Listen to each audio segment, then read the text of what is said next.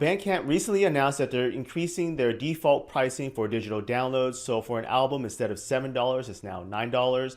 And for a single song download, instead of $1, it's now $1.50. Now, this is just the recommended default pricing. You can still charge whatever you want. But the reason why they're doing this is for a couple of reasons. One, they're realizing now that people are willing to spend more for a digital download anyways. And these prices are in line with what they're seeing on average people are willing to pay.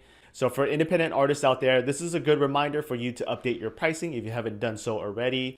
So it makes sense to increase prices anyways, just because of things like inflation and the fact that the demand for digital downloads isn't as high as it used to be because we're in the streaming era. And I think the people that want digital downloads are not going to mind paying a couple dollars extra.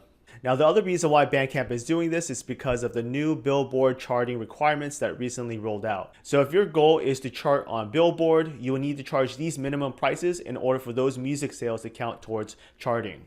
So in case you were wondering why Russ, a very successful independent hip hop artist, is charging dirt cheap prices for signed copies of his new upcoming album, this explains it. He's actually said that he's trying to chart, and that's why he's charging $15.99 for signed vinyl and $7.99 for a signed CD or cassette. Apparently he's signed 20,000 copies of his new album up until this point. Now, for most independent artists, charting on Billboard is probably the last thing you're thinking about right now, but this should be a good reminder for you to update your digital download pricing, not just on Bandcamp, but other platforms as well.